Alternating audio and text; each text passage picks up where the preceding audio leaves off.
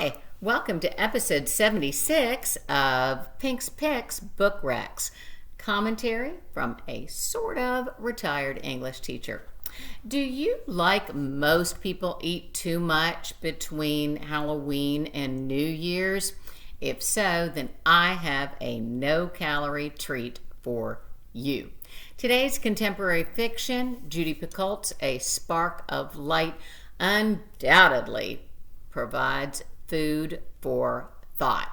Set over the course of a single day, Spark reveals how multiple characters arrived at the intersection of Juniper and Montford in Jackson, Mississippi, at an abortion clinic where a gunman has killed several people and holds others hostages inside while law enforcement is staked outside.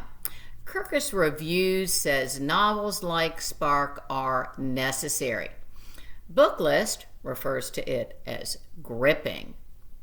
The Washington Post writes that Spark is timely, balanced, and certain to inspire debate.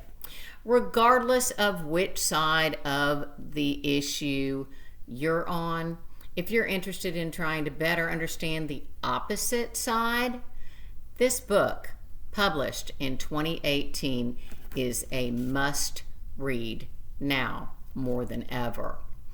Picoult's structure itself is fascinating.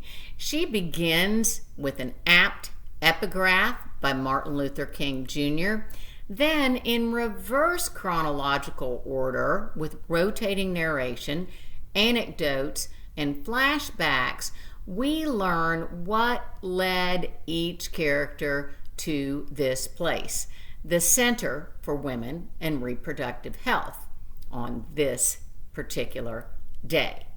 Truncated simply to the center, the building had suffered scars from the cuts of politicians and the barbs of protesters. It licked its wounds and healed. It was the calm in the middle of a storm of ideology. With this personification, the building itself becomes an abstract character. Meanwhile, the histories of the 12 human characters inside vary widely and are riveting. Olive, a retired professor, is only there for her annual gynecological exam. Wren, a high school student, is there to discuss birth control options. One of the most interesting characters to me is Dr. Lewis Ward, a devout Christian who travels from clinic to perform abortions. While some readers may be confused by the dichotomy between his faith and his job, when we learn why Dr. Ward pursued this profession, the possible perceived conflict will make a lot more sense. Though the other characters are composites, Dr. Ward is based on an actual practitioner, Dr. Willie Parker.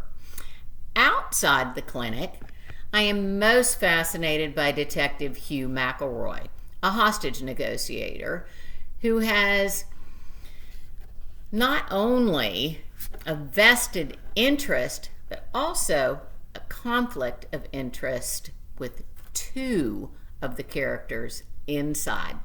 On this, Hugh's birthday, he has an epiphany that no matter how well you plan, how carefully you organize, you are at the mercy of chaos. There is so much to love about this book. Picoult's perfect pacing, her multiple motifs of both parenthood and personhood, her ironic twists, her clever title that ties to both life and death, her author's note loaded with facts and statistics in her bibliography for further reading. For years, one of the pieces I used for teaching rhetoric in AP Lang was Hemingway's short story, Hills Like White Elephants, which depicts a hedonistic couple waiting in a Spanish train station, subtly debating whether or not the female should have or would have an abortion. The male refers to the operation as simple, while the female argues that the idea is anything but. Hemingway's thesis, though students at first have difficulty discerning this, is that abortion, from the politics to the ability to do so, to the decision of whether or not to have one, to the procedure itself, to the possible emotional aftermath, it is not, nor will it ever be, simple. Hills was first published in 1927. I give A Spark of Light an A. Next time, I will be discussing the two Evelyns, the 7 husbands of Evelyn Hugo and the 7.5 deaths of Evelyn Hardcastle. Until then, stay safe, be nice, make good choices, and do your homework. Bye-bye.